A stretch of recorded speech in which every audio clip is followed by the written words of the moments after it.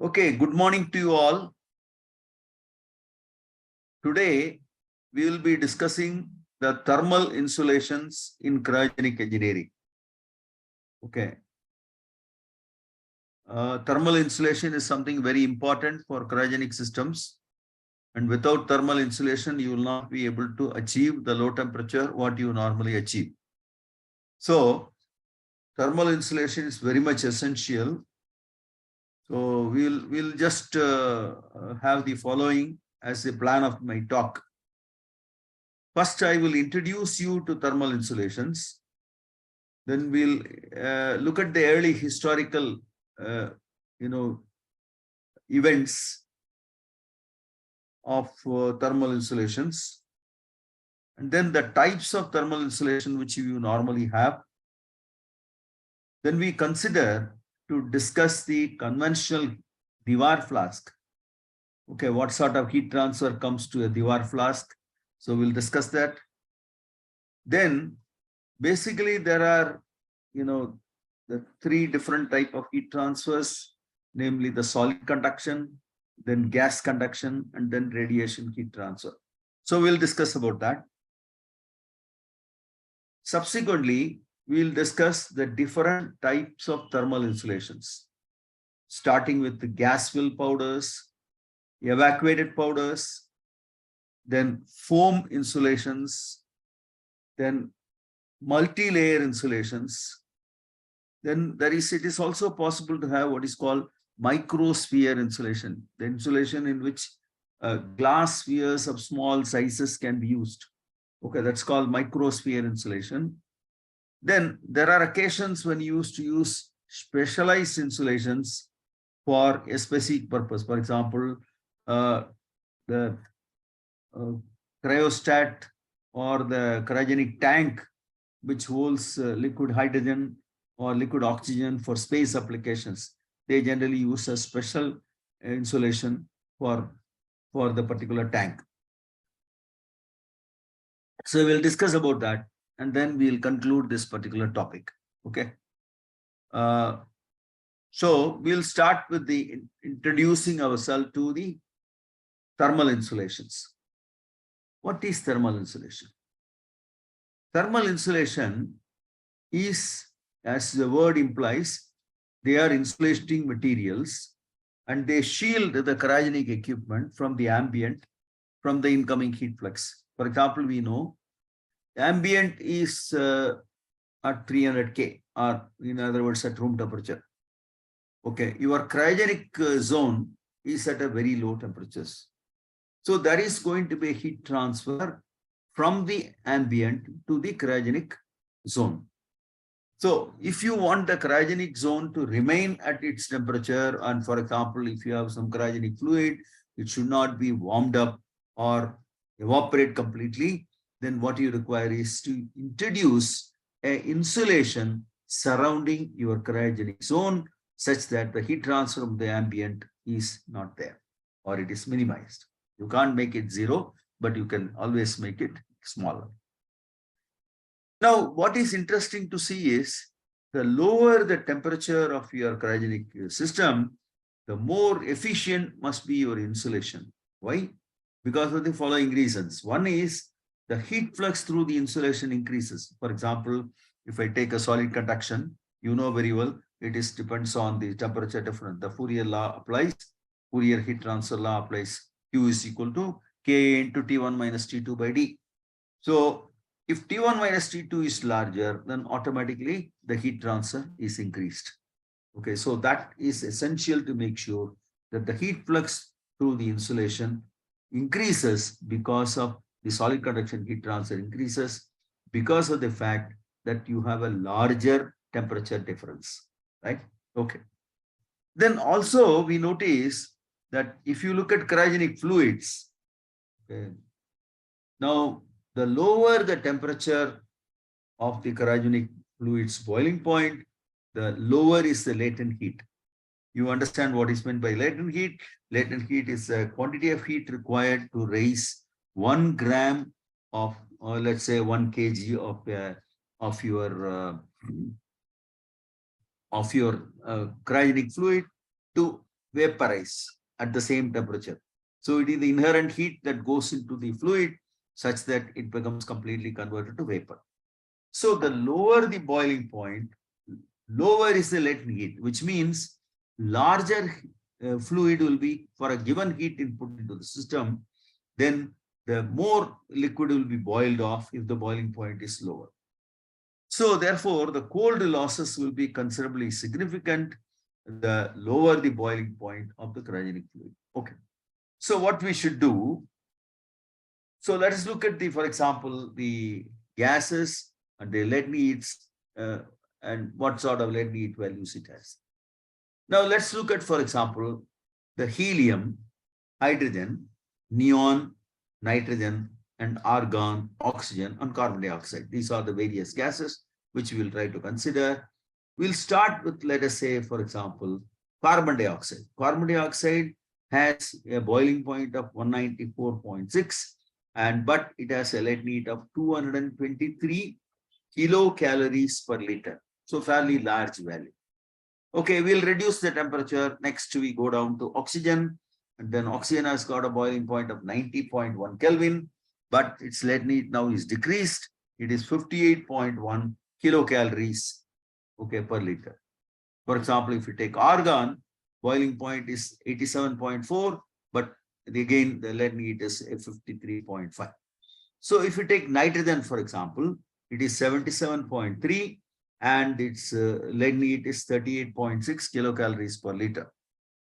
So neon, which boiling point is only 27.2, it has a latent heat of 24.8 kilocalories per liter. So if you go down to hydrogen, it has a boiling point only 20.4. So latent heat is again further reduced to 7.56. Go to helium, for example, it has a boiling point of 4.2 Kelvin and the latent heat then becomes 0.617 kilocalories per liter or 617 calories per liter.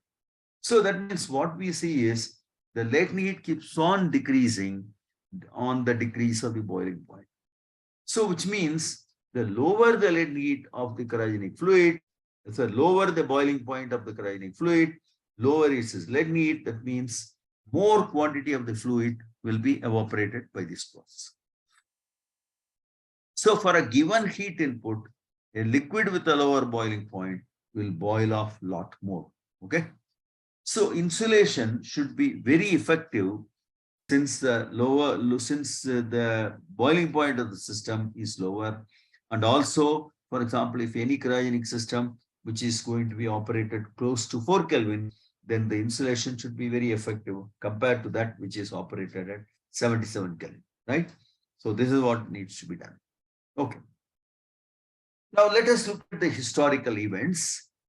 As you know, in the very early periods, in the process, there were many people who are trying to understand or trying to liquefy the various gases. Even a small quantity of liquid air could not be stored. Okay, we have seen, for example, the historical events in the very first talk itself. Okay, so in such cases, we find that people could not store even small quantities of the air produced. But they could only see a cloud of liquid air, but they were not able to store. This was because they did not have the proper insulation. That means there was no proper container with no container with proper insulation, and therefore they could not store it. In 1887, D'Orsenval, he was probably the first person to use a double-wall glass container for storage of cryogens. Okay, but unfortunately, he did not record his information. He did not make a presentation that he has developed this double-walled container. And James Dewar actually took the credit since in 1893, he actually demonstrated the Dewar flask in the Royal Institution. You have seen in one of the earlier lectures, the photograph where Dewar is demonstrating in the Royal Institution. And on the table, you could also see a glass Dewar flask. Now, but what at that time he had was, he had actually a glass vessel. and one inner vessel, and then surrounded by another vessel. The interspace of these two vessels are evacuated. Okay. The inner vessel hung almost from the neck zone of the outer vessel. That is, they were joined together at the neck zone. Okay, on the top zone. Okay. So what was removed or what was reduced? First of all, glass is a low thermal conductivity material. So solid conduction heat transfer is automatically reduced. What further reduced because of the interspace evacuation was gas conduction heat transfer. Okay, because you could evacuate the interspace. But still radiation heat transfer existed in that system.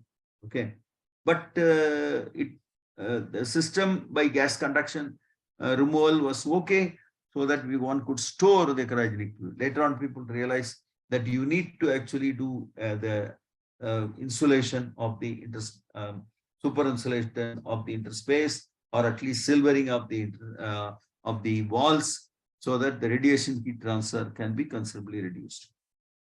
Perhaps Dewar also might have used adsorbent in the interspace for improving the vacuum, but there are no proper information relating to this. Right.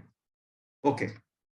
What we found is that in the literature, there is a Polish scientist by name Smoluchowski.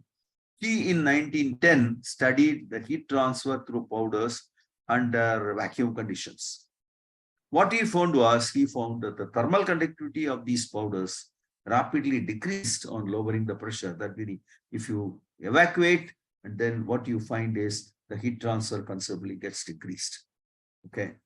Powder evacuation is, of course, certainly very difficult, but still, if you are able to evacuate, you are able to have lower thermal conductivity of the powder. Okay. These are perhaps the very first experiments on evacuated powder insulation. And in 1958, Peterson brought a significant advance in powder insulation. For example, the metal powders were added as additives to the powder insulation, and it significantly improved the performance. Okay.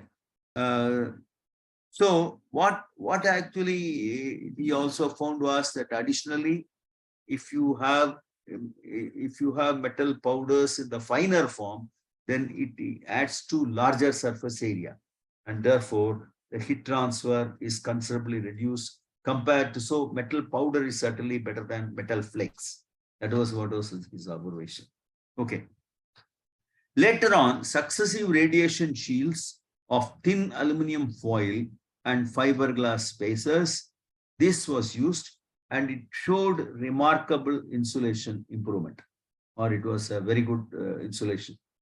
And now this is known as multi-layer insulation, or it's also called super insulation, and it is supposed to be the most efficient insulation that is known to present day experimentalists. Okay. With the multi-layer insulation, which is normally called MLI, a loss percentage of somewhere around 0.1 to 0.2% in cryogenic containers can be achieved. Of course, this goes very well with the evacuation, because you know you are reducing the radiation heat transfer. At the same time, you should, if it is evacuated, then you also reduce the gas conduction heat transfer. So that is certainly a better approach. So multi-layer insulation with vacuum in the interspace is what is the best insulation that is known to people so far. Okay, now what we are going to see is what are the different types of insulation. Okay, just kindly hold on for a minute.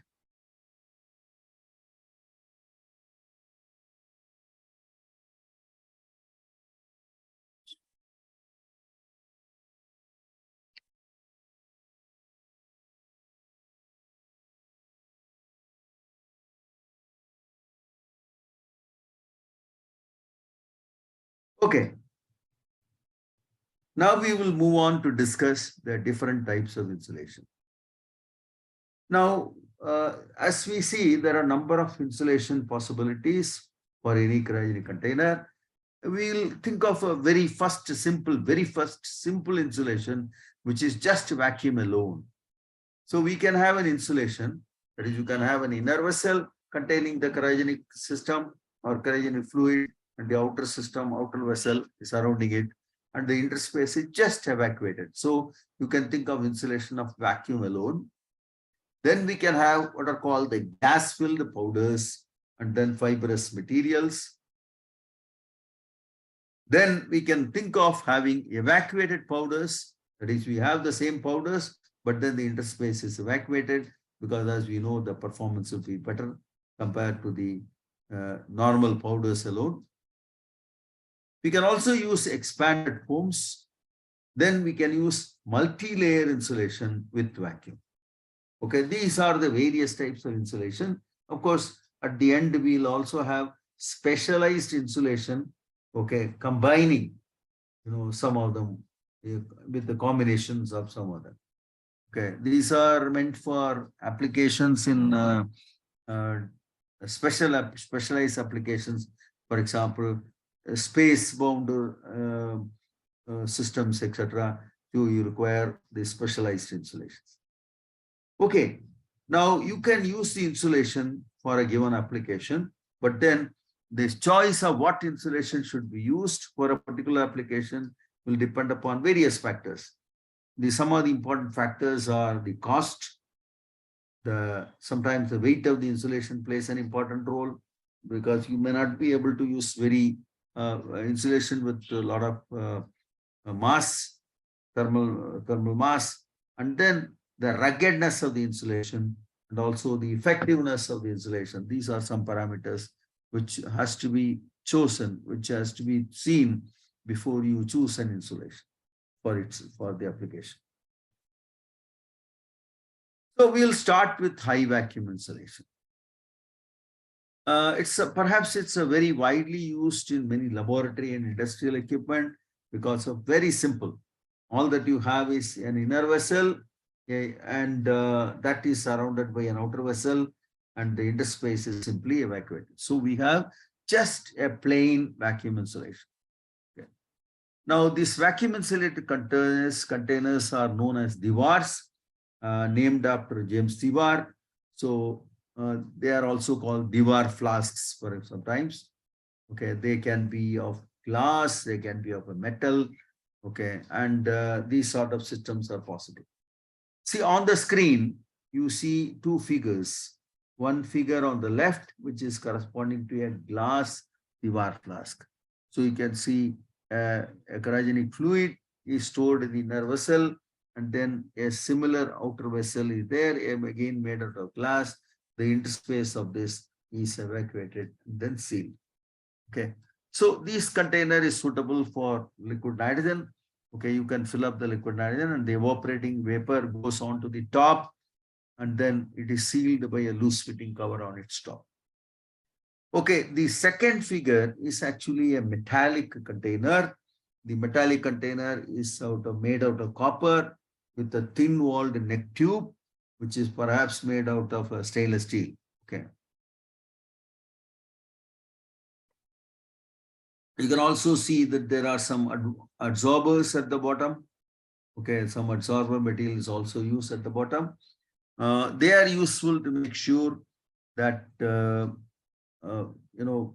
if you keep the container unused for long periods of time, there'll be always gas, degassing that can take place and though the interface gas pressure can increase, and to reduce the interface gas pressure, use some adsorbers at the bottom. Once the adsorbers are cooled, then automatically they take in some of the gases which are present in the surrounding. So the interface pressure is considerably improved.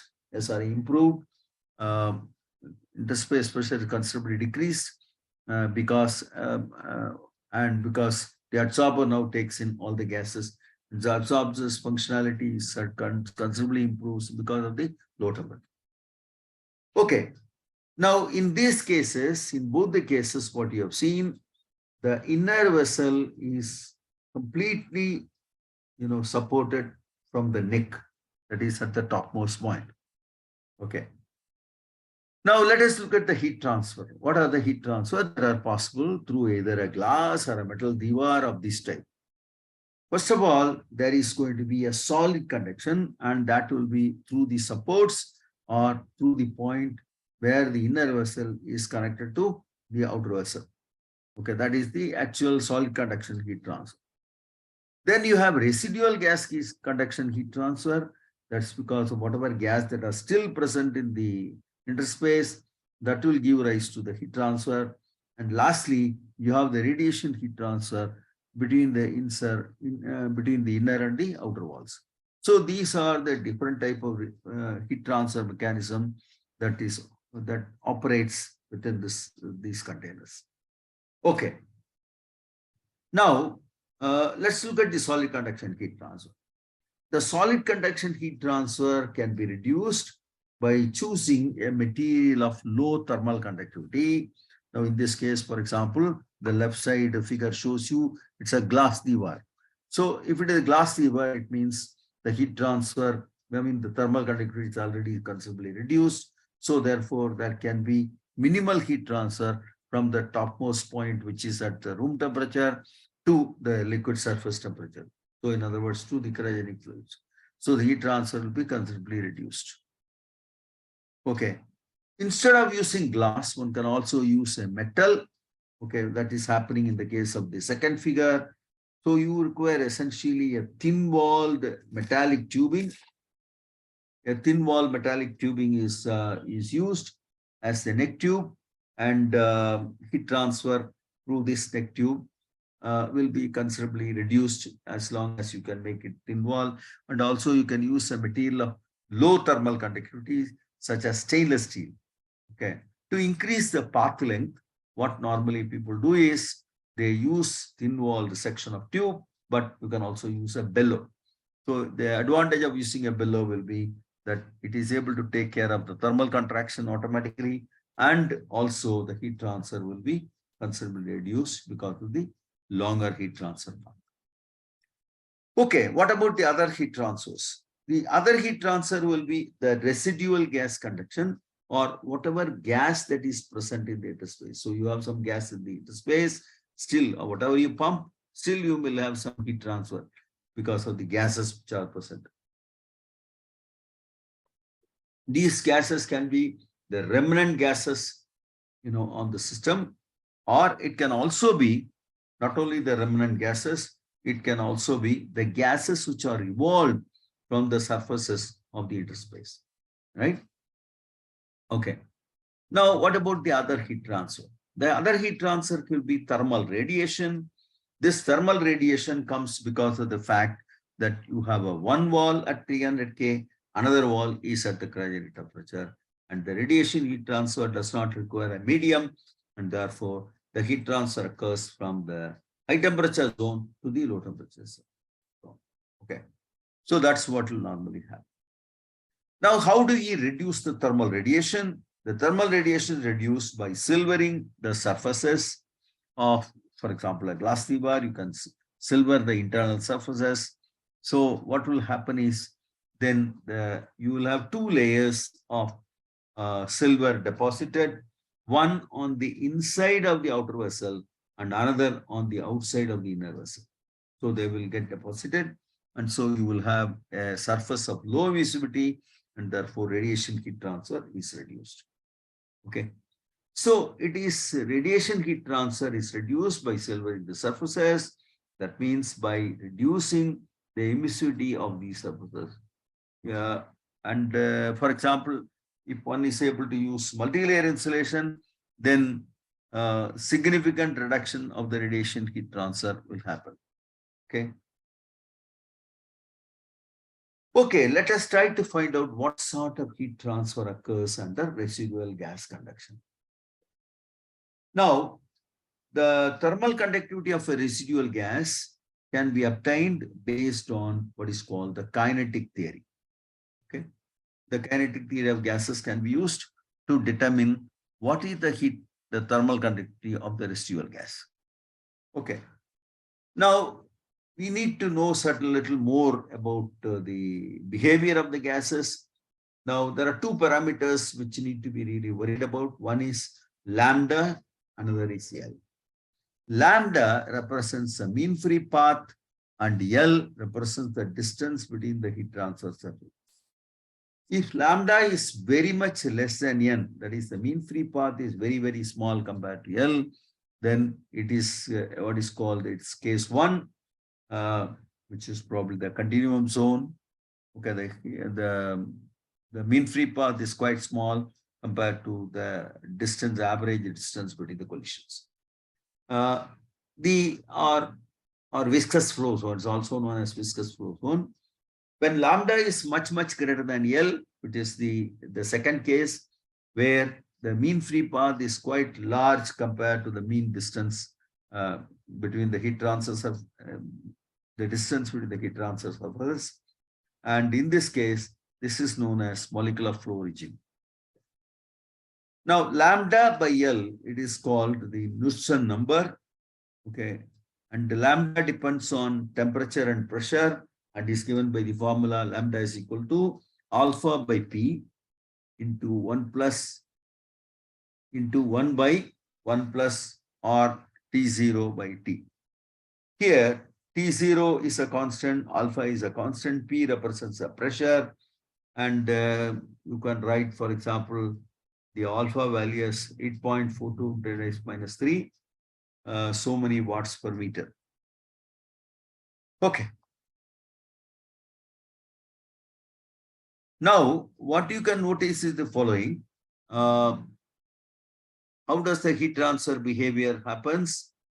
So we will see here. Let us see the heat transfer behavior. This is the lambda by L is called the Knudsen number, as we already mentioned. Okay. Now, one thing we notice is lambda is sort of inversely proportional to the pressure. That means lambda varies inversely with respect to pressure. That means the larger the pressure, smaller is the value of lambda. So obviously, because the average distance between the collisions will now decrease because the lambda, the pressure is increasing, that means more number of molecules are present. Okay. Now let us consider the case lambda much, much less than L, or in other words, the viscous flow regime. Now in this case, the thermal conductivity of the gas is given by rho C bar lambda CV divided by 3. Here the parameters are rho is what is your called density, C bar is the average velocity of the molecules, and lambda of course we know as a mean free path, and CV is the specific heated constant volume. Now what we can do is the rho can be rewritten as N into M, where N represents the number of molecules which are present in it's equal to the number of molecules per unit volume, and M is the mass of a molecule. So the number of molecules per unit volume multiply the mass of each molecule will give the total number of total mass of the number of molecules in a unit volume, which is nothing but your density, right? So therefore, Nm C bar lambda C. Now, what we notice is lambda is proportional to 1 over P. That's what we saw earlier in the earlier slide. You may remember another one. Lambda is proportional to 1 over P. This is what you are seeing. Okay. Now, what is happening is N is proportional to P. That is, N increases. As I increase the pressure, N increases. Whereas lambda is inversely proportional to P. Now, you notice that the thermal conductivity now depends on the product of N into lambda. Now, the product of N into lambda is obviously independent of pressure now. So, K will be, so if you look at the other parameters, so the K will be is simply independent of pressure. That means the pressure will be, the thermal conductivity will be more or less a constant. So in the viscous flow region, the thermal conductivity will be more or less independent and it will be constant value. So the heat transfer, whatever you have, because the thermal conductivity heat transfer, they are directly related. So the heat transfer will be Q is equal to Ka into T1 minus T2 by L. So this will be independent of pressure in the viscous flow region. because it depends on K, and K is independent of pressure, and therefore K into T1 minus T2 by L is independent of pressure. So what exactly it means? It means there are a large number of carriers available because of the high pressure. But what is happening is there are a large number of intermolecular collisions, and because of these intermolecular collisions, the heat transfer does not take place. That is, the heat is dissipated. So, although you have more number of molecules, because of collisions, the heat transfer is considerably reduced. Right. Okay.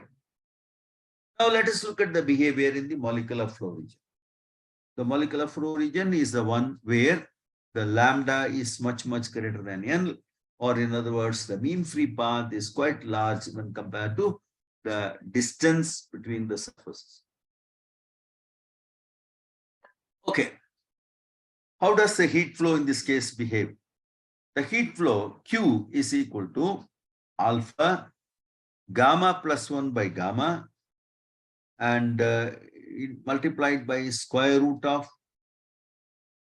within the square root you have R divided by 8 pi mt, and then multiplied by the pressure, then AL into TH minus TL. Okay, now let us look at all the parameters. Alpha is what is known as the accommodation coefficient. The accommodation coefficient is a function of, the accommodation coefficient is given by, it is the effective accommodation coefficient. So it will depend on the accommodation coefficients of the walls.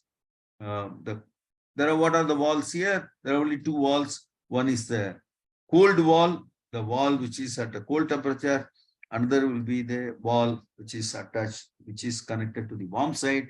So the hot side. So either both the wall's accommodation coefficients will be that of the low temperature side and that of the high temperature side.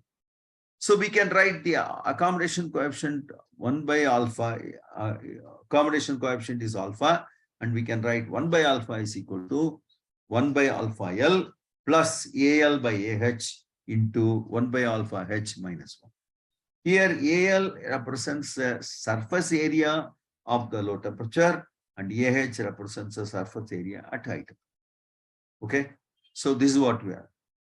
Now, the alpha, therefore, can be estimated depending on the, once you put the numbers for AL and AH and the value of alpha L and alpha H, you can get the value of the effective accommodation coefficient alpha.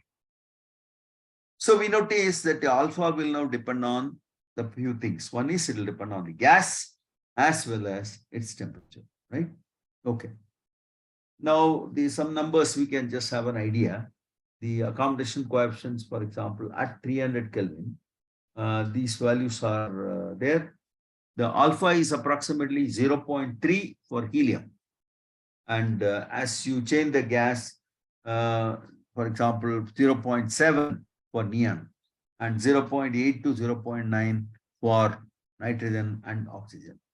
So this is the sort of behavior of alpha, what you know. Okay. What about the other terms in the heat transfer Q? The other terms will be gamma plus 1 by gamma minus 1. It is nothing but the ratio of specific heats. It generally depends on the gas. So gamma is for a monatomic gas like helium, it is 1.66, right? Okay, multiplied by R divided by 8 pi mt. This of course can be calculated, and it is proportional to pressure, and then the area AL into TH minus TL.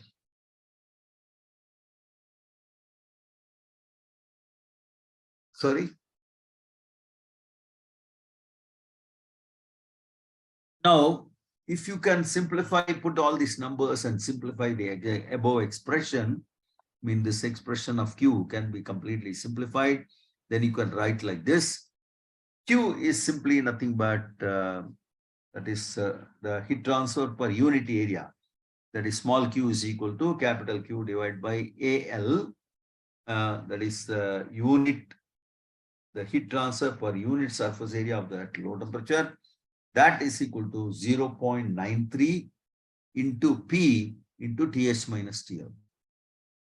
Here, what you notice is that the heat transfer is directly proportional to the pressure and also simply proportional to the temperature difference, apart from some constant numbers. Okay. So the heat flow is directly proportional to the pressure in the regime. So what it means I can reduce the heat flow by reducing the pressure. So if I keep on decreasing the pressure, we can keep on decreasing the heat transfer as well. So by this we understand the heat transfer by gas conduction decreases monotonically by the decrease in the interspace pressure.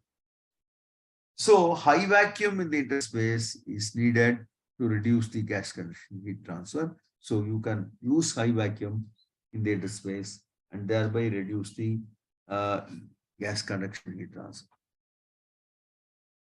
So you can see in this picture here, you have plotted the heat flux as a function of pressure. You see there is a demarcation line in between that shows you it is a demarcation between the continuum region on the right side to the free molecular flow regime on the left side. And what we notice is that it is in the continuum region, the heat flux is more or less a constant. That means there lambda is much less than L. On the other hand, if you consider the free molecular flow region, the heat flux is directly proportional to the pressure, and therefore you can see a vertical drop. A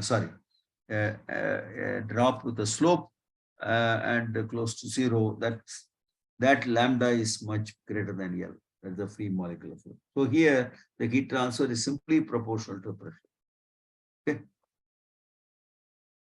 So we have seen, for example, the gas conduction heat transfer, what is happening. Okay.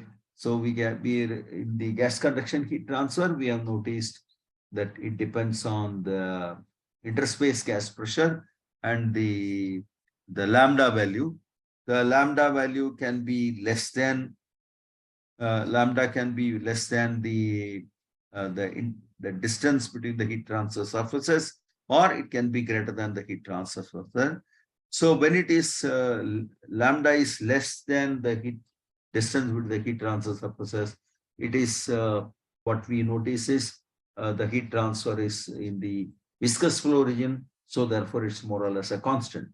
On the other hand, if you have the lambda much greater than the distance between the heat transfer surfaces, then obviously you find the heat transfer directly proportional to pressure. So if you keep reducing the pressure, automatically the heat transfer will be considerably reduced. So this is what we understand. So obviously one of the important thing we notice from the above discussion is that if I want to reduce the heat transfer by the gas conduction, obviously the interspace has to be considerably evacuated. This is what we understand of them. Okay. Okay. Now we move on to the radiation heat transfer. Okay. Now, so we started with the solid conduction heat transfer. Then we discussed about the gas conduction heat transfer. Now we are going to discuss about the radiation heat transfer. Now, a surface at a temperature T Kelvin always emits an energy, radiant energy, and that is proportional to T to the power 4. Okay. So heat transfer by radiation is given by the relation W is equal to, or you want to call it as Q, it's also fine. So Q is equal to sigma epsilon A T to the power 4. So what do we notice is that it is proportional to A, which is the area of the surface, T to the power 4, because the radiation heat transfer depends on the temperature to the power 4 of the surface. It depends on the surface area available. It depends on two other parameters. The parameter one is one parameter which is called epsilon, which is known as the emissivity of the surface of radiation.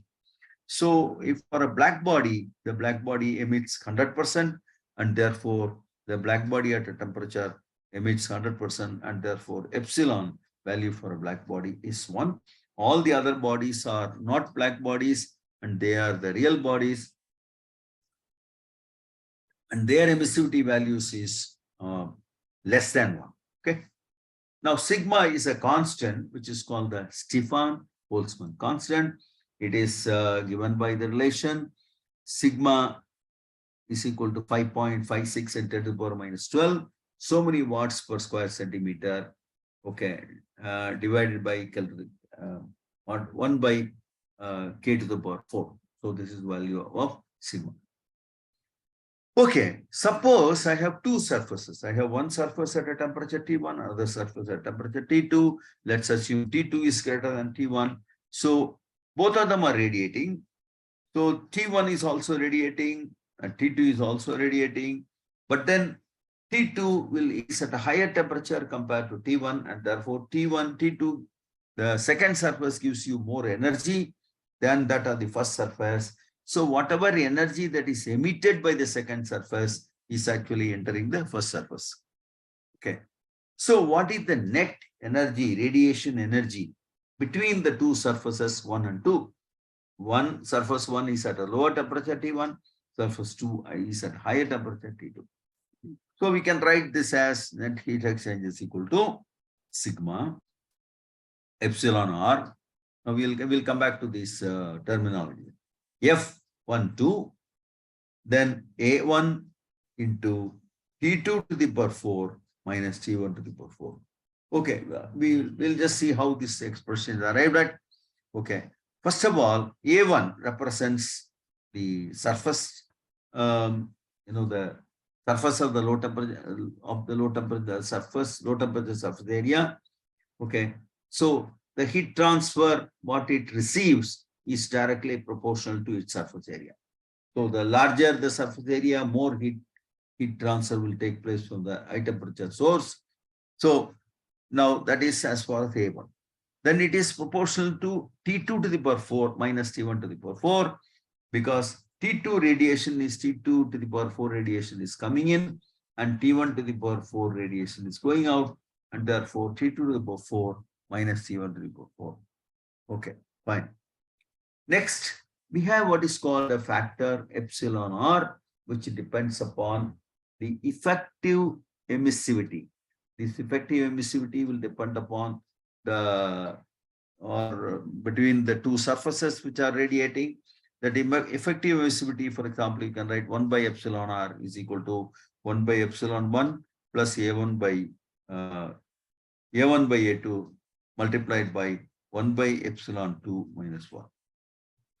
So this represents the effective emissivity between the two surfaces, epsilon r. Okay, there is also, we see another factor called F12. This represents what is called the factor, visibility factor, or the factor corresponding to what sort of area is visible from one to the other. So this factor also comes into picture. So we have to consider it is what is also known as configuration factor. Now this configuration factor depends on the values of the geometrical arrangement of the surface. Suppose one surface is housed within the other. Let's say the cold surface is located within the hot surface. Then in that case, this value will be equal to 1. Okay. So that will be the value equal to 1. Okay, let's see the heat transfer. Now the radiation heat transfer, it is like this. Now, the radiation heat transfer, when it falls on a surface, 3 things happen. One is a part of the incident radiation can get reflected. Okay, so there is a reflected radiation. We can call it as R. Okay, there is another part of radiation which is getting absorbed on the surface. So there is a part of what is called absorption. We can call it as A. Then there is another part which is transmitted. Okay. So when an incident radiation of unit 1 comes into picture, A plus T plus R is equal to 1. The total energy is either reflected or transmitted or absorbed. So A plus T plus R is equal to 1. Now, what we notice is that normally if you assume that the quantity absorbed is very, very small, then we can say that the incident radiation is either reflected or transmitted. Okay, either reflected or transmitted. So that's what you have. So if you look at the cryogenic conditions, the radiation keeps on coming from ambient to the inside, and therefore the most of the radiation has to be reflected away. That means the energy has to be thrown out so that less heat transfer goes inside to the cold surface. So therefore, so in other words, we can also say the epsilon value is approximately equal to 1 by R. That is 1 by the reflected radiation. So one can also find out, measure, for example, epsilon by measuring the reflectance of the material. Okay, that's how you can calculate. Now the configuration factor, I think you can see the diagram here. The configuration factor, see we have a surface at a temperature T1. Another is at, say for example, high temperature is surface at a temperature T2. And high temperature surface as a surface area. Suppose you consider a small surface area dA2, and that dA2 is at an angle phi 2 with respect to the angle is phi 2 between the with respect to the line connecting the two surfaces. Okay, and similarly the dA1 is at an angle phi 1 connecting the two surfaces. Okay, so then in that case we can write the configuration factor as F12 is equal to double integral cos phi 1 into cos phi 2 divided by pi r square.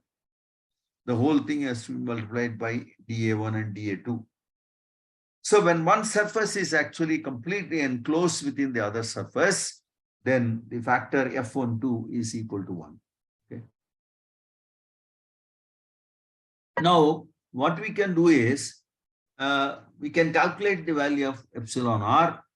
Okay, we'll go back to the earlier expression here. 1 by epsilon r is given by 1 by epsilon 1 plus a1 by a2 into 1 by epsilon 2 minus 1. Now, if you make an assumption that epsilon 1 is approximately equal to epsilon 2, okay, and also equal to epsilon r. Okay, so we can calculate what is epsilon r from these two. So if you substitute that, then what you will find it, epsilon r is approximately equal to epsilon by 2 minus epsilon. Okay. So in other words, this happens when you make an assumption A1 is approximately equal to A2, approximately equal to A1 is approximately A2 and also equal to approximately A. If you take that condition, then the epsilon r value is nothing but epsilon divided by 2 minus epsilon. Okay. So you can substitute in the previous expression and you will be able to figure out this. Right. If you do this, then what you notice is that epsilon is a very, very small number. So epsilon r is, in other words, approximately epsilon divided by 2. Okay, that means the effective, the effective emissivity is half of the emissivity of any one of the surfaces. Okay, so emissivity goes down. So if the emissivity goes down, what it means? It means that you are able to take away the part of the radiation heat transfer. Okay, and therefore you will be able to reduce, okay, the radiation heat transfer. So for example, if you just consider one surface, just two surfaces of a glass Dewar, then if you are able to silver these surfaces, automatically radiation heat transfer is considerably reduced. Okay, so that is what we see from this analysis. Now the radiation energy also depends on the wavelength. it has a energy wavelength distribution, okay, at different cryogenic temperatures. So radiation G, what happens is it keeps on decreasing rapidly with the decreasing temperature. Okay, so I think you can see here the curves. Uh, the normal spectral radiant heat flux density, which is plotted on the y-axis, it is plotted with respect to the wavelength. Okay, this wavelength, and then we can plot at different temperatures. For example, the first curve, what is shown here, is at a temperature of 300 K, whereas the second curve is shown at a temperature of 76 Kelvin. Okay. And you can also plot for 20 Kelvin, which is here. And 4.2 Kelvin will go further down. So we have just put only the data. T is equal to 4 Kelvin and lambda max is 0.75 mm, and the W max is 1.3 into 10 raised to minus 12. Okay. So now what we notice is that lambda max, the maximum value of lambda multiplied by the temperature is more or less constant. So this means this is what is called Wien's displacement law. And the Wien's displacement law, once you have this constant value, can be worked out to be 2898 micrometer multiplied by Kelvin. Okay. So this is the behavior of the spectral radiant flux of the radiating surface. Okay. Okay. Now we can now see one important thing. The lower the emissivity of the material, what is being used, lesser will be the heat transfer through that material. So that is why what happens is you need to have low emissivity surfaces. That means we have polishing can make sure that also the heat transfer is minimal, is reduced considerably. Okay. So for example, here, the emissivities of various metals are shown here in this table. We have described the different metals and the surface, how they are prepared, what is their temperature, and then the emissivity approximately for such conditions. Okay, this is the total normal emissivity, what we are looking at for the different materials. Okay, let us consider, for example, aluminum. Annealed aluminum we can take. It's an electropolished material at 300 K. And then you can see, for example, surface temperature 300 K, value is 0.03. And the same thing when it is operated at 77 K, it has 0.018. And 4.2 K, if you operate it, then if you keep the surface at 4.2 K, then it is at 0.011. So the value considerably decreases, emissivity considerably decreases on reducing the temperature. For example, aluminum vaporized on 12.7 micrometer mylar has an emissivity of 0.04 at liquid nitrogen temperature.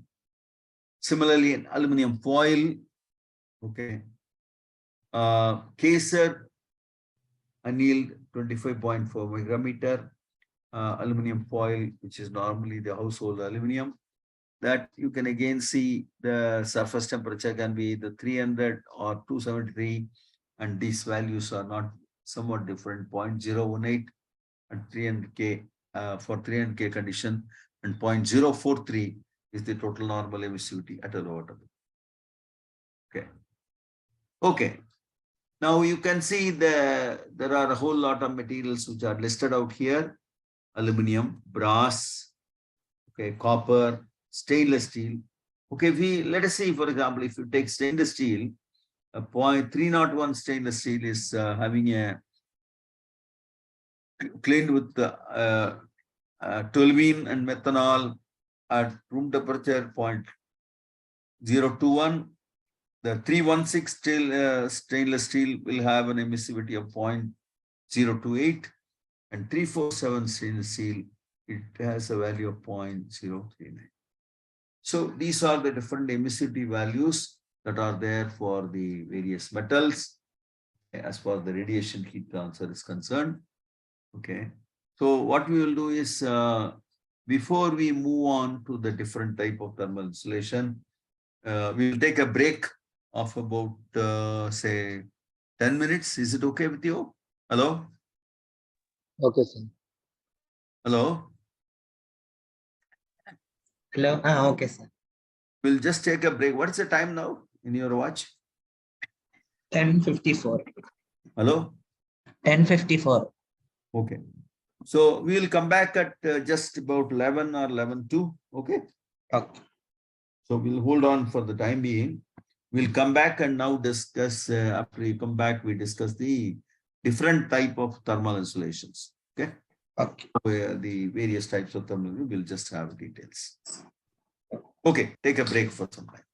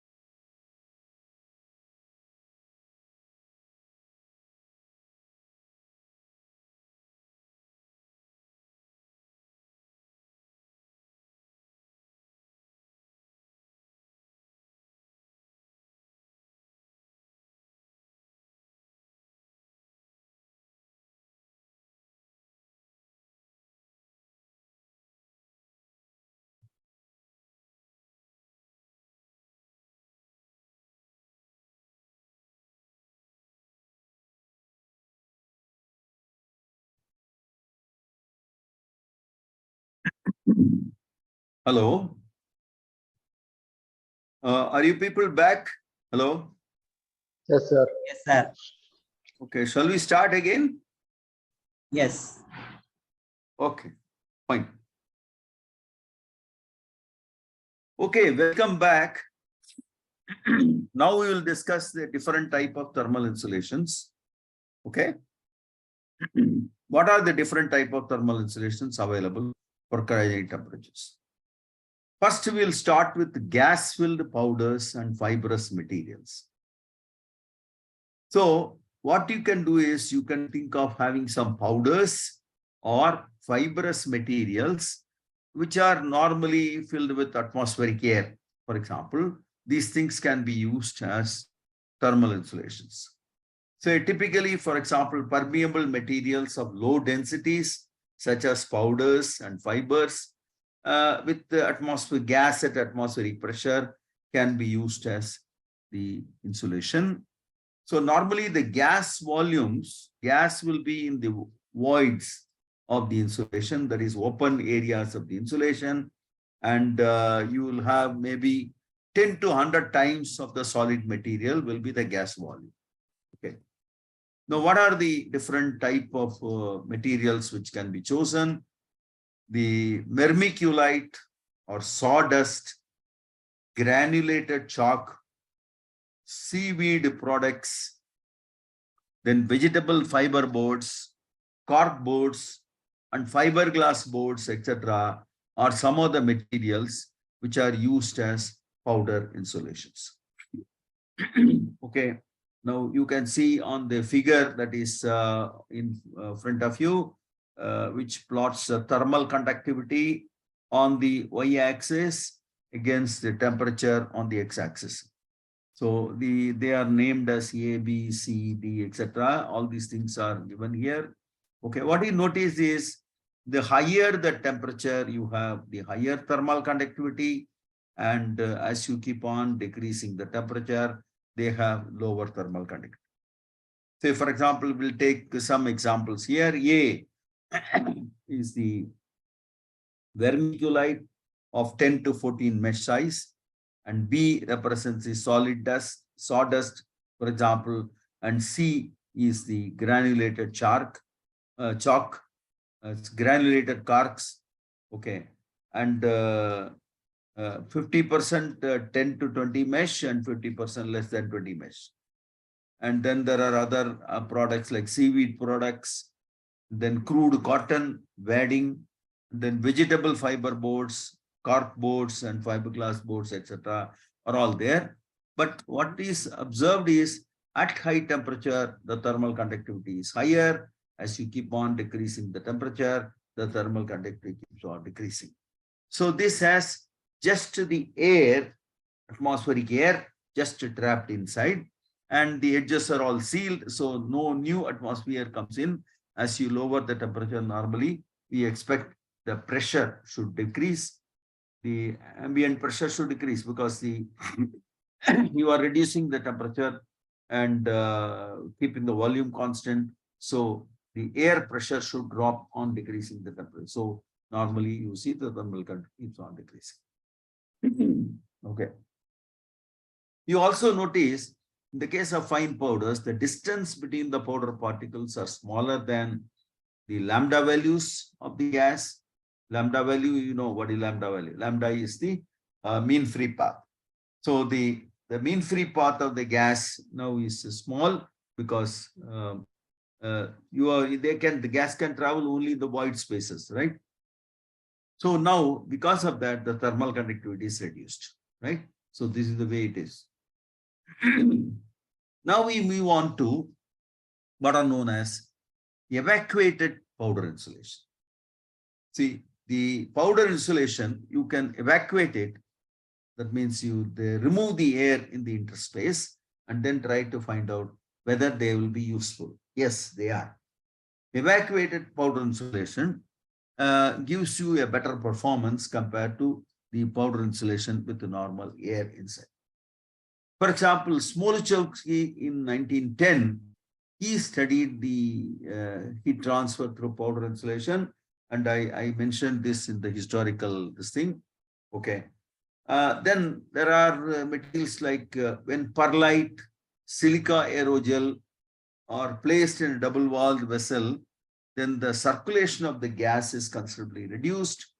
The powder, of course, has a low gross density. That is, it has a large area of gas-filled voids compared to that material, so density is very low. That is, the major density consists of that of the air. Material weight will be considerably less. Okay. So the thermal conductivity is, one can treat it as nearly equivalent to that of gas. So what really happens is if you take the powder and keep reducing the air content inside by evacuation, then the thermal conductivity goes down. Further, the overall heat transfer by radiation is reduced. The reason is the radiation is obstructed by the presence of these powders. Okay. So therefore, the overall radiation heat transfer by reduced. In some cases, even the powder can absorb the gases also. Okay, that also is possible. So its pressure can, in the local zones, it can reduce. So what is happening is L is now reduced. That is the distance. Okay, L is the actual distance of heat transfer, right? Heat transfer surfaces. This is now reduced because you are now going to transfer heat between the powder particles only. It is not the same as the cold end surface and the warm end surface. So L gets reduced. Since the L is reduced, the thermal conductivity is also reduced without reducing the pressure. Okay. So the thermal conductivity gets reduced automatically for such powders. Okay. And the evacuation certainly improves it further. Okay. Now the powders which are normally used along with the evacuation are silica aerogel, perlite, diatomaceous air, etc. Okay. Now I would like to tell you that when you are, breaking the rocks, in the rocks, you find there are some zones where you get some of these materials. So diatomaceous air, perlite, etc. are powders which can be extracted from the rocks. Okay.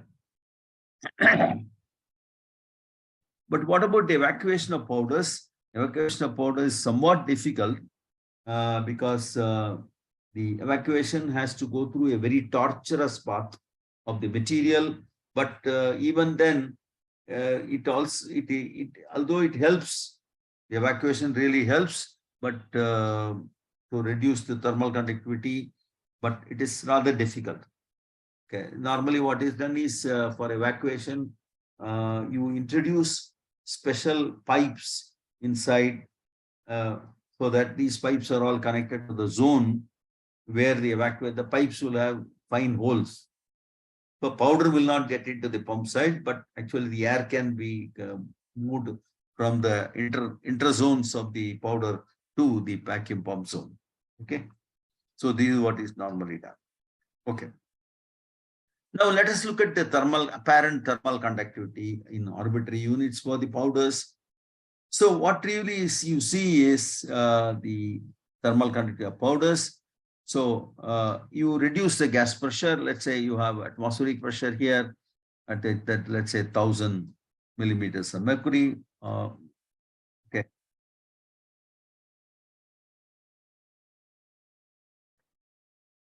1 bar pressure, and you keep on decreasing, and then as you keep on decreasing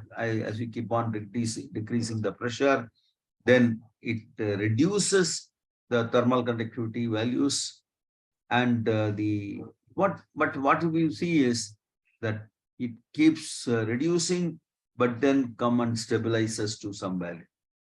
Okay. The reason for this is normally you expect it to continuously go down, but it doesn't happen. It more or less maintains a constant value at the lower end. Now, this is perhaps due to the solid conduction heat transfer through the powder particles. Okay, and therefore it more or less maintains this value. Okay. So when the interface pressure approaches this value, the mean free path is comparable to the distance between the powder particles, and there's a marked reduction in the thermal conductivity values. Okay, for example, with the nitrogen as the interface pressure, gas, the pressure value sets in the range from about 1 to about 0.1 torr. So this can vary slightly between different gases. Okay. That is, I'm talking about the zone where there is a sharp decrease in the apparent thermal conductivity. Okay. Now, what about the variation of the thermal conductivity with the density? Now, the variation of thermal conductivity density is plotted in the upper graph. So you can see the density is on the x-axis and the value of thermal conductivity of powders is plotted on the y-axis. So what you notice is that the thermal conductivity is actually decreasing with increasing density initially, and thereafter again it starts increasing further, and there is a optimal value of density at which the thermal conductivity is minimal. This is what. So you can understand this like this. In the when you keep increasing the density, initially when the density is very low, then the material is probably porous. It is not able to take care of the thermal conductivity is somewhat higher, because the gas conduction may be there. You may have heat transfer because of the gas conduction part. But then what happens is when at an optimal condition, as you have the density increase, then the gas conduction heat transfer is more or less decreased. But beyond a certain point, again, it increases. That increases because of the fact now the solid conduction takes over. Okay. It is more than that of the gas conduction, and therefore it is increased. Okay. This is the behavior what you normally see. The metal powder additives have been experiments by Peterson has been able to show that the metal powder additives reduces the thermal conductivity. Okay, aluminum powder or aluminum flakes can be used, but what they found was aluminum powder is more effective compared to aluminum flakes because the larger surface area are presented in the latter case. Okay, Black et al. Used in place of aluminum powder, he used carbon powder. And this also was found to reduce the thermal conductivity considerably. So here, I don't know how good is this. You are able to read this, I'm not very sure. Okay, but what you notice is the x-axis contains the pressure in the logarithmic scale and y-axis contains the thermal conductivity values. And I think these are plotted for different materials. Okay, different materials and their different end temperature conditions, they're all plotted. I can see, for example, silica aerogel. One of the curves here, this is silica aerogel. And well, there are a couple of things here. Okay. So different materials have been plotted here. Okay, perlite is plotted. And silica aerogel for and diatomaceous earth is plotted for different end temperatures with also nitrogen gas, helium gas, etc. have been chosen. One important observation what we see is the behavior is that higher pressures, okay, you have an increased thermal conductivity. As you keep on reducing the pressure, the thermal conductivity comes down and becomes more or less a constant.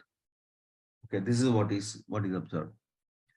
So what it means is that the gas conduction heat transfer is considerably reduced, but then at lower pressures, because of the presence of the particles, then there is a certain amount of solid conduction heat transfer that's occurring, and due to that, the thermal conductivity becomes remaining constant. Okay, apparent thermal conductivity evacuated powders is given in this, several powders are given in this particular table. I am not going to read everything. I'll select one or two here, for example. Let's start with the very first one, silica aerogel powder, chemically prepared, and size is about 250 angstroms. So you can think of different constant density of 0.1, and the gas pressure is less than 10⁻⁻⁴ millimeters of mercury, and it has a low thermal conductivity of 21 plus or minus 1. So many microwatts per centimeter Kelvin. Okay. For the same density, if you increase the pressure and then have helium gas, near nitrogen gas, helium gas, and hydrogen gas, the values are shown as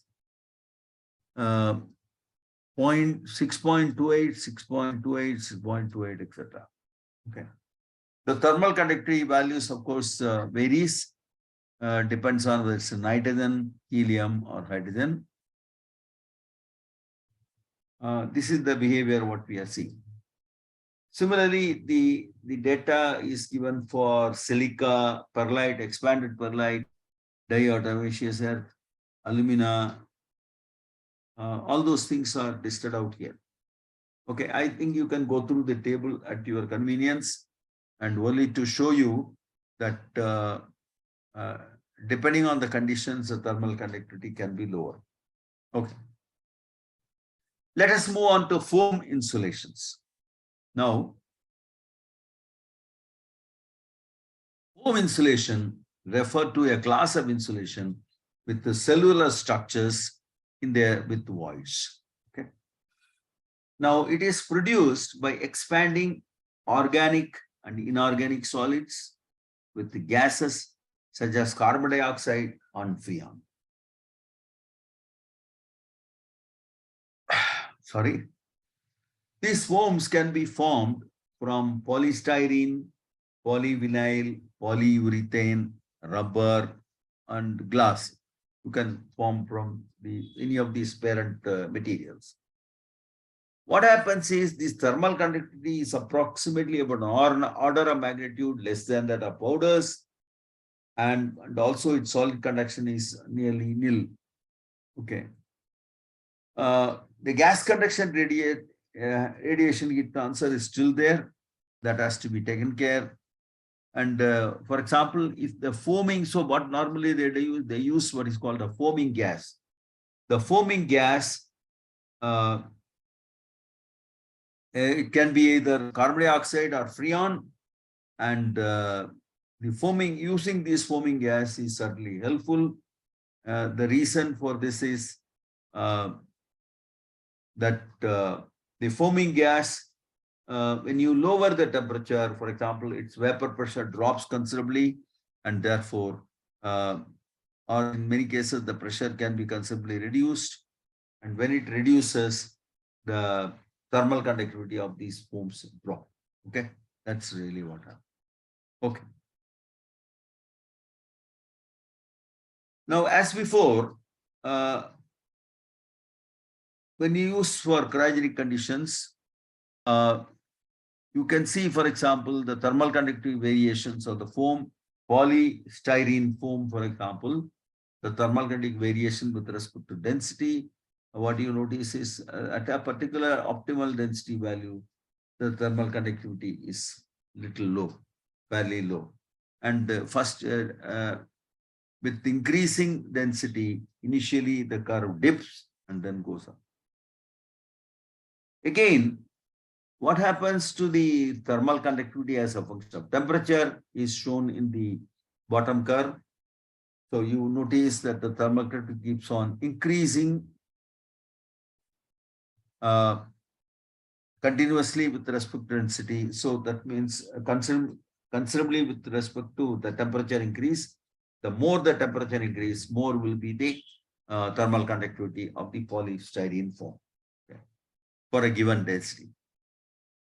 Now, what should be done is care should be taken to allow gaps within the mountain, because when you use these type of foams for cryogenic applications, because the foam can get frozen, onto the cryogenic body, there are chances of its cracking.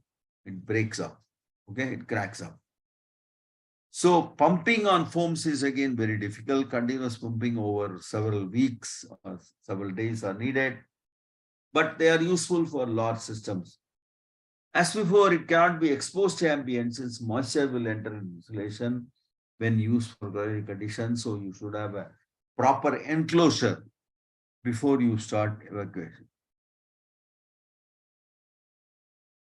I think here we are the effective pumping on foams after the number of days pumped, how the thermal conductivity varies for different type of foam insulations is shown here.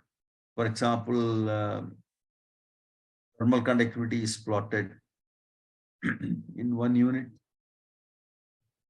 Another unit on the left-hand side, polystyrene, epoxy, and then the other type of foams are being plotted here.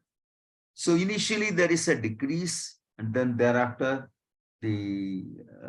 as you keep on increasing the number of days of pumping, you notice that the not significant drop is seen, and is more or less becomes constant with respect to the number of days for which you are pumping the system.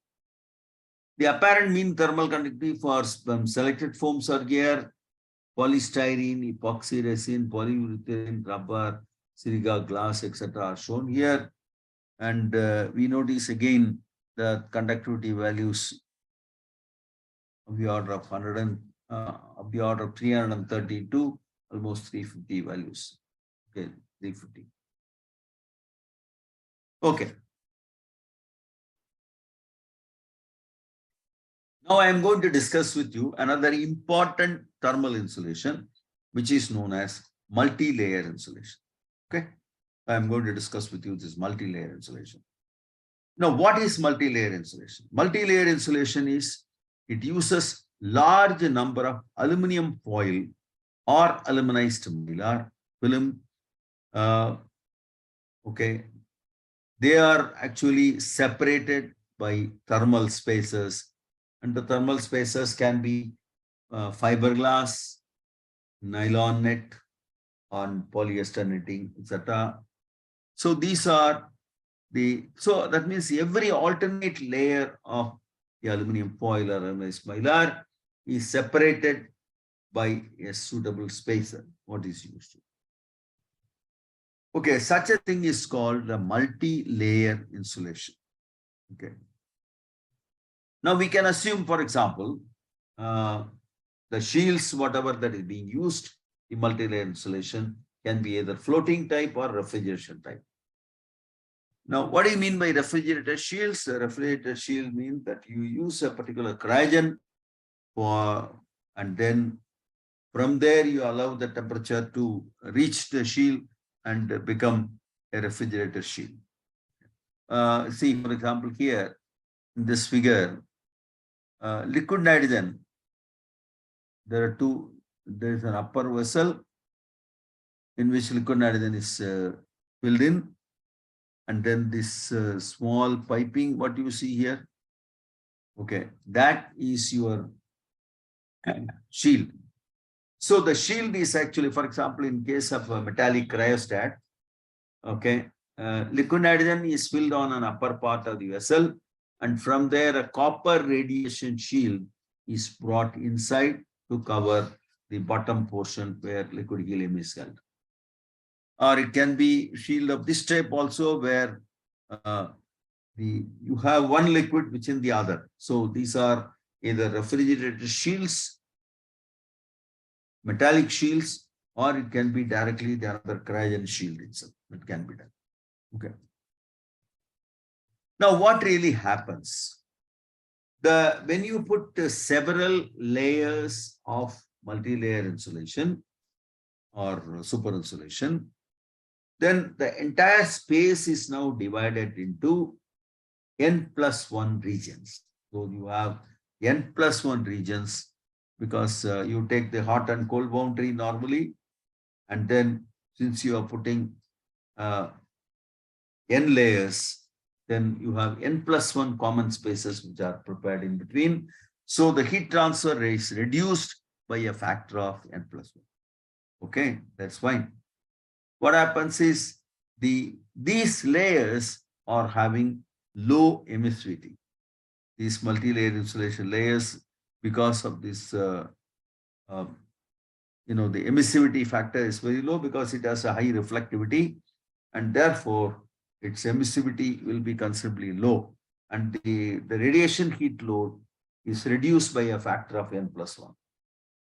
Now K now becomes better than 0.1 milliwatts per millikelvin. Milliwatts per, sorry, not millikelvin, it's meter Kelvin, milliwatts by meter Kelvin. And evacuation, but you need to have an evacuation of the interspace, and it should be better than 1 into 10 to the power -4 millibar. That should be the sort of pressure or vacuum level which is required there. Okay. Now let's grab the different choices of multi-layer insulation. For example, the multi-layer insulation reflector can be aluminum foil, copper foil. Then the insulator can be fiberglass paper, fiberglass mat, either bonded type or fiberglass unbonded type. Glass fabric can also be used. Nylon net can be used as a spacer. And then finely divided fine powders can also be used there. Then in case if you use aluminized mylar as the reflector, the insulator can be just aluminized mylar itself. Mylar itself will form the spacer. Okay. Or you can use any of the above spacers, which are any of the above insulator material over that additionally. Okay. Now the thermal conductivity of typical multi-layer insulations are given here in this table. For example, you can see different type of insulations. Say, we will select certain specific insulation. So let's try to no spacer, crinkled shield, aluminized on one side only. That's a simple one side aluminized mylar, single side aluminized mylar, just crinkled. And you can see here the apparent thermal conductivity. Okay, it is in units of. Now, properties of optimum density, that is one of them. The properties at 15 psi, there is a certain amount of compression on the radiation shields. So there are either this or that are possible. So if you try this, say for no spacer, but just crinkled shields, what if you use, then its values are about 0.29 microwatts per centimeter per degree centigrade. Okay, these are the values what you have. But the properties at a pressure of about 15 psi, that is 1 kg per square centimeter is compression, and the values what you get is here.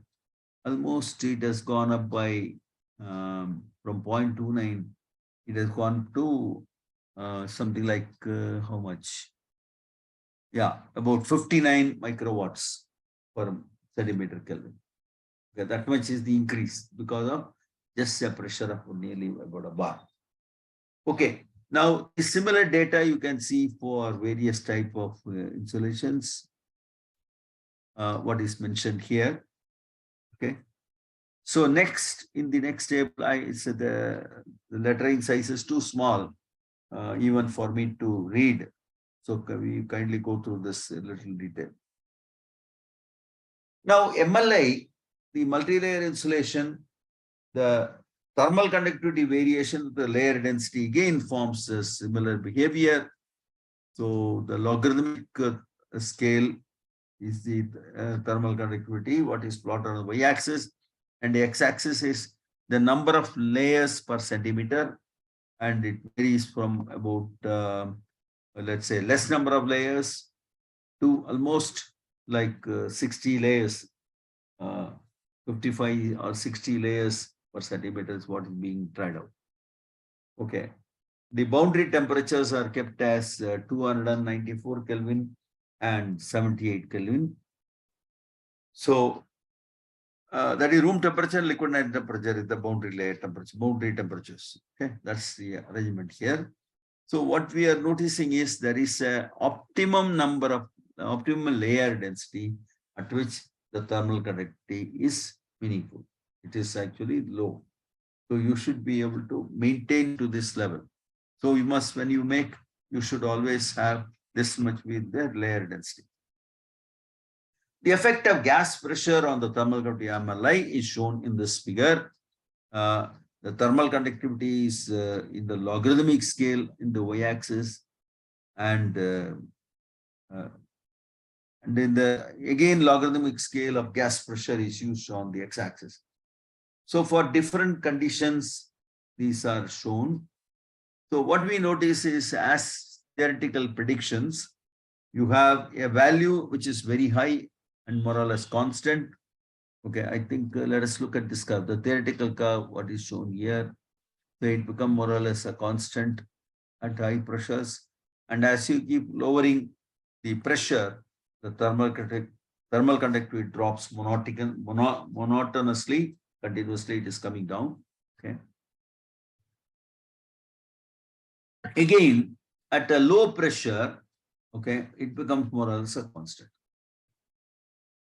Now, the reason for this can be very easily understood. At high pressure, because the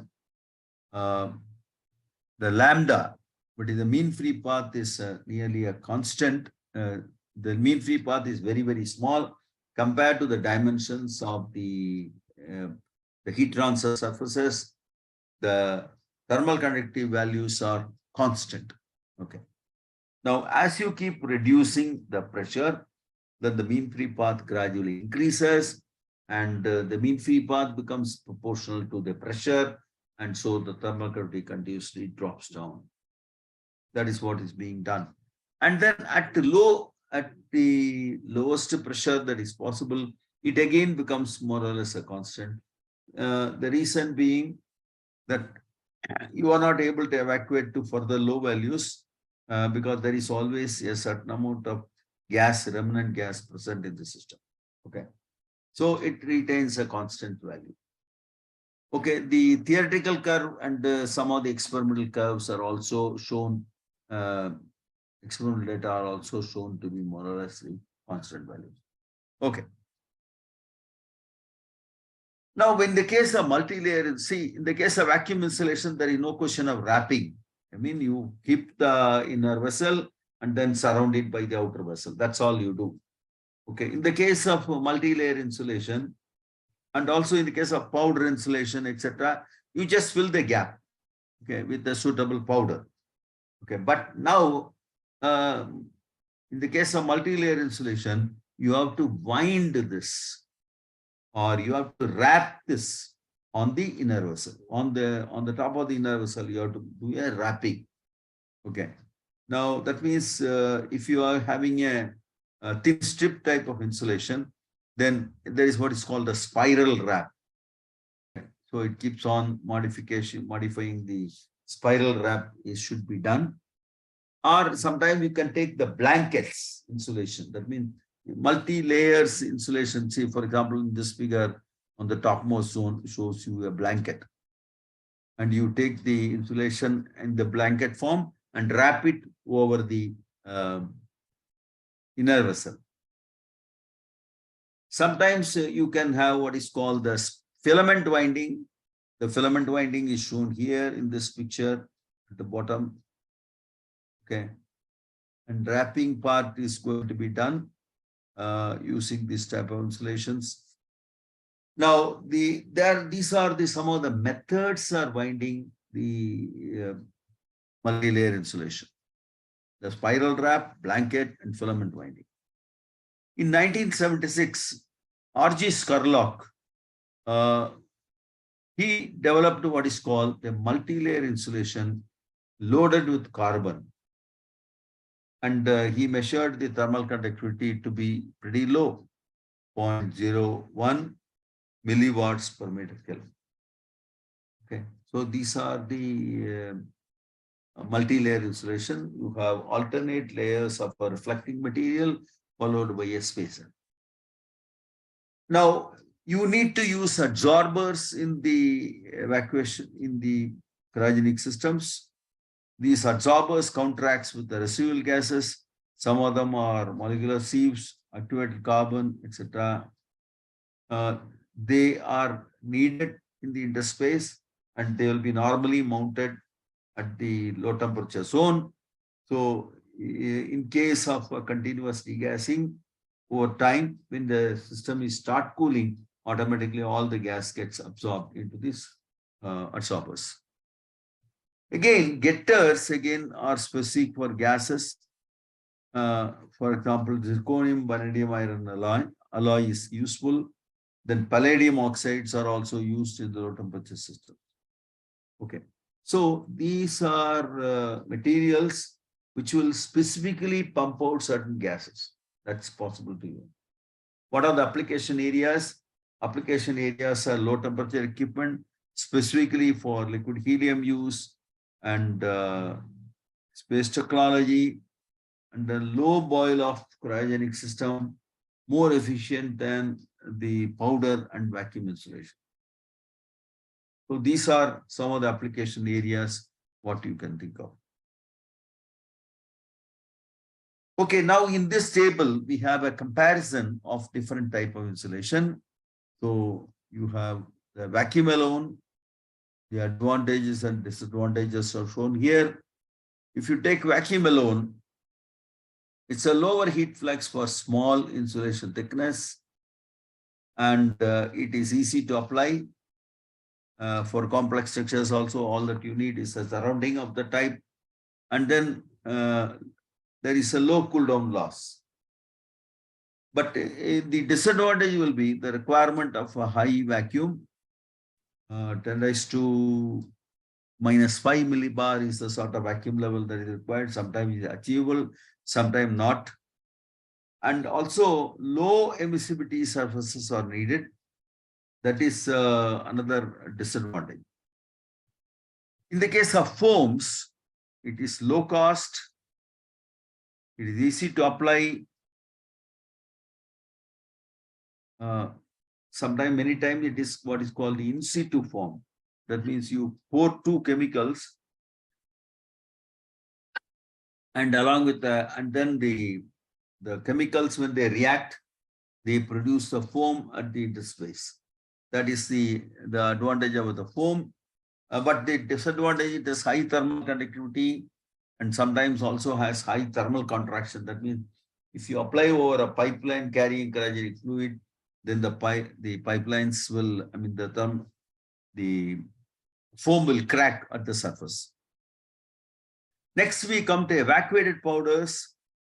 Evacuated powders, again, it's a vacuumless. The vacuum is less stringent in such cases. Okay, and powders again packed down with thermal vibrations and so on. Then it's also easy to apply. Okay.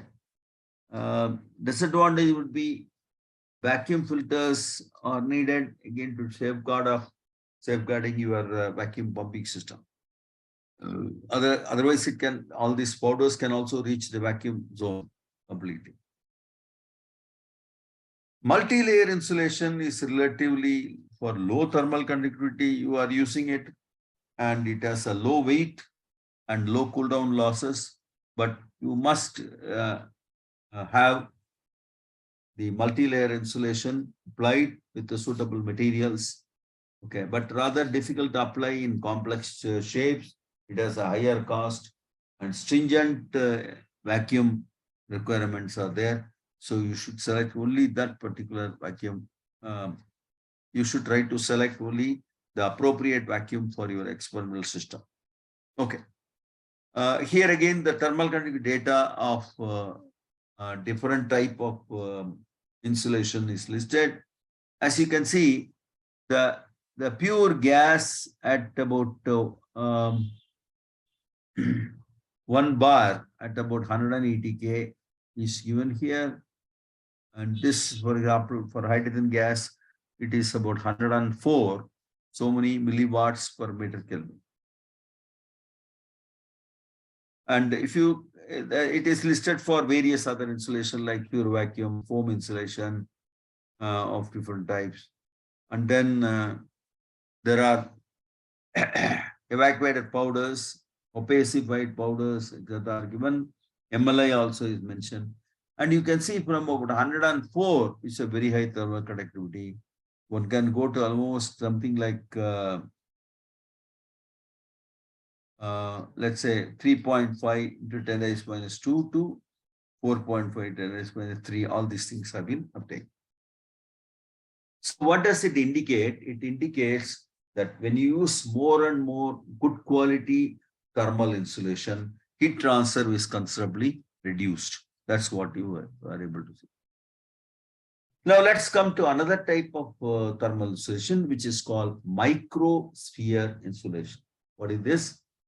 Good thermal insulation can be obtained by using packed hollow glass spheres of size 15 to almost 150 micrometer. They are coated on the exterior. The glass spheres are coated on the exterior with aluminum. So that means you take small size glass spheres and about from 15 to 150 micrometer, and you coat them on the, you give a metallic coating of aluminum on the surface. Now, the wall thickness is about 0.5 to 2 micrometer. It's increased the thermal conductance, but reduced heat capacity.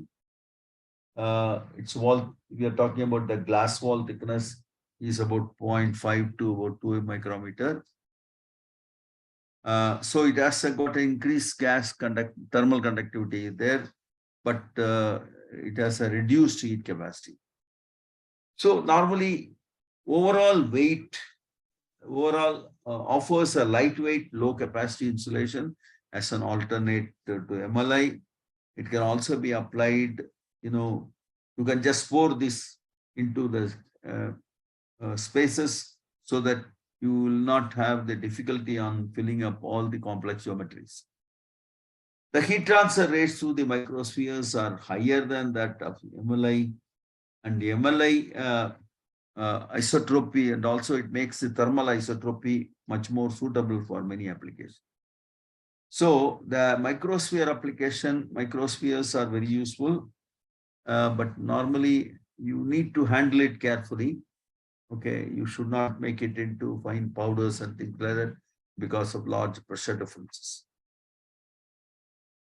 Now, MLI and microsphere is compared here in this table, and what you notice is predictability of performance is almost the plus or minus 100% multi-layer, whereas the case of the microsphere is only plus or minus 10%.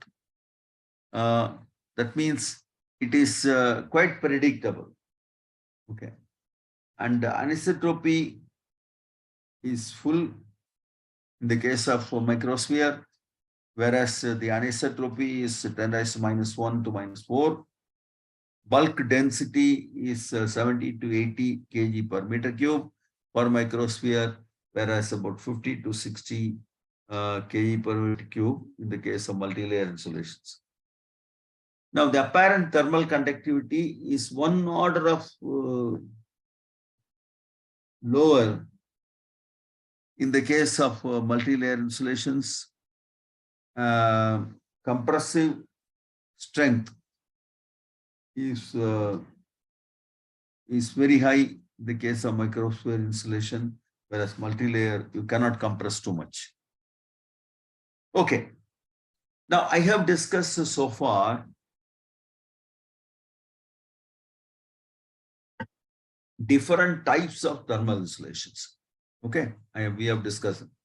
Now suppose you want to have the advantage of a given insulation, and not all, all the above different insulations, whatever you have studied, will not be able to give all the properties what you require for the final application.